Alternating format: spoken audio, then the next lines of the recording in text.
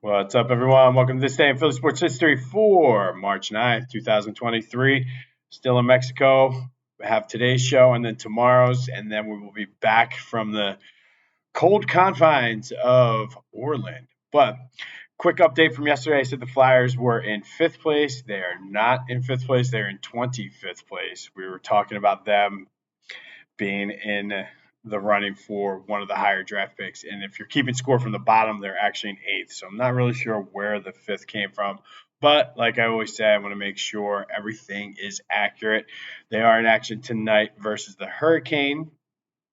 Um, Eagles update. I missed this yesterday, but it appears CJ Gardner Johnson is going, which everybody says they could have franchised him. I will trust in Howie on this with the way the draft is playing out. I think everybody's worried, but they definitely are going to take a step back probably this year.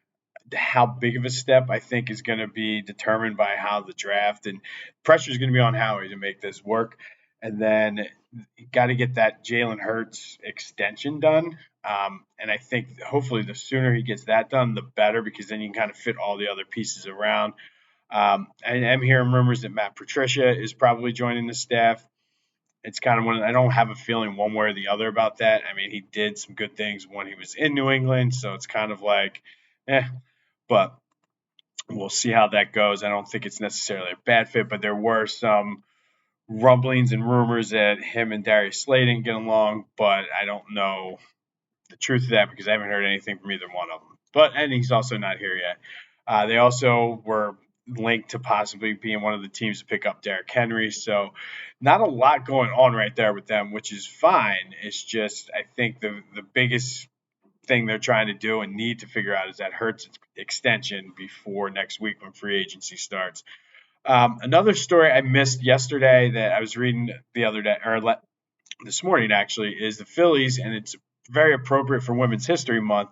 Sarah Edwards is the first female coach in their team's history, and she's the hitting development coach for their rookie level team in Florida. So that's pretty cool, especially being able to have that be official during Women's History Month. And since it is Women's History Month, let's do the Philly Sports Women History Spotlight first. We're going to talk about Billie Jean King. Now, we mentioned her somewhat last month when we did the Philadelphia Freedom release date with Elton John. But and we did talk, and her Philly tie is the fact that she's the owner of the Philadelphia Freedoms of the World Team Tennis Team. But she's actually the founder of that league too. But she was actually a very good tennis player. She was born in Long Beach, and she has 20 Wimbledon, whether it be singles, doubles, or mixed doubles titles, 12 Grand Slams, 18 doubles Grand Slams, 11 mixed doubles to go along with 129 career singles. So she was pretty darn good as a tennis player. She is in the Hall of Fame, probably considered the greatest doubles player ever. I know we talked about Lisa Raymond a couple days ago and how she was one of the best to do it, but Billie Jean King was probably the best doubles player. If you ever played tennis, you know that it's sometimes different it's just a different when you're playing with somebody else and the spacing and everything. So kudos for her. She was also a huge proponent of gender equality, and she fought to get the women tennis players paid the same and the same prestige and everything like that.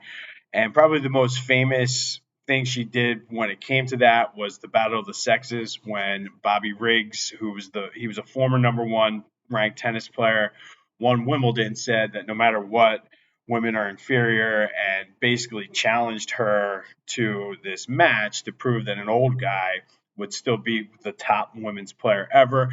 And she actually, I didn't realize this, and I thought it was very impressive. She declined at first because she didn't want to necessarily set back the women's movement, because not that she was afraid she was going to lose. She just figured it was a lose-lose situation no matter what.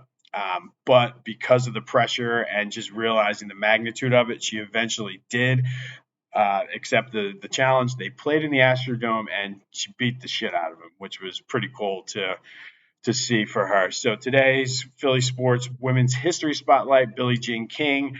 Not only is she the owner of the Philadelphia Freedoms and the founder of the World Team Tennis League, but she was a pretty damn good tennis player in her own right, probably the greatest doubles player ever. All right, so today we're going to go back to 2002 and a very interesting kind of event.